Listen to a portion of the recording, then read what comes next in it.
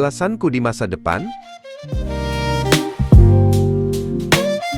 Lukito menggeser ponselnya di atas meja marmer, menunjukkan notifikasi bonus bulanan yang angkanya fantastis. Ia tertawa bangga. Lihat ini Ignatius. Sistem kompensasi Titan Corp itu nyata.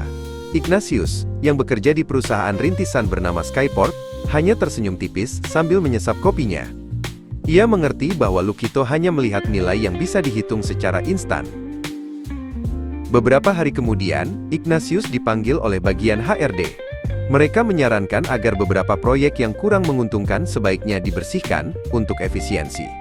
Kami harus menargetkan quick win, Ignatius, kata HRD. Namun, Ignatius menggeleng. Setiap proyek, setiap orang, memiliki potensi. Tugas kita bukan memangkas yang lemah, tapi membangun mereka. Lukito adalah bintang di pesta itu. Ia bergerak cepat, hanya mendekati para direktur senior, atau klien yang jelas-jelas memegang kunci deal besar. Ia menghindari interaksi dengan karyawan yang menurutnya tidak memiliki value strategis. Baginya, setiap interaksi harus menjadi investasi yang menguntungkan.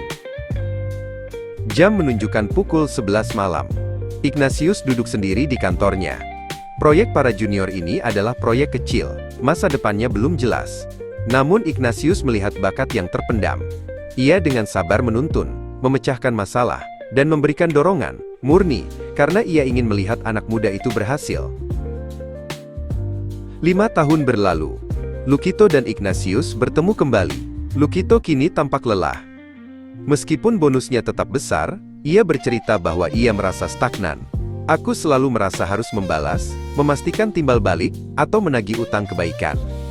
Budaya quid pro quo di Titan Corp sangat melelahkan, Ignatius.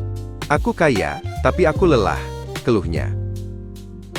Proyek besar yang dipimpin Lukito menghadapi krisis parah. Ia panik dan segera menghubungi beberapa kolega senior yang pernah ia bantu di masa lalu. Namun, satu persatu, mereka menolak. Dulu kau hanya membantuku agar terlihat baik di depan CEO, Lukito. Itu bukan bantuan tulus, kata salah seorang rekan. Lukito ditinggalkan sendiri, menyadari bahwa bantuan transaksional tidak menciptakan loyalitas sejati. Suasana berbeda di Skyport. Tim Ignatius, yang dulu dianggap lemah, dan nyaris dipangkas, baru saja memenangkan tender pengembangan berskala nasional dengan sebuah inovasi luar biasa. Kunci suksesnya, dialah junior developer yang dulu dibantu Ignatius hingga larut malam.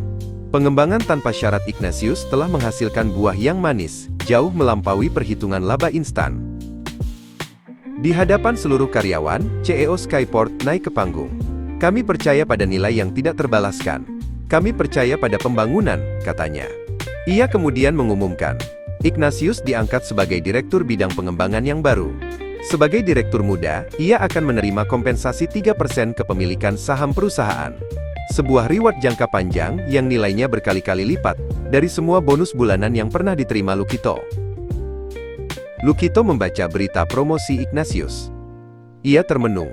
Selama ini, ia hanya fokus pada kompensasi langsung dan balasan yang terukur. Ignatius, sebaliknya, berinvestasi pada apa yang tidak terbalaskan. Ia membantu yang kecil, dan terlupakan tanpa pamrih.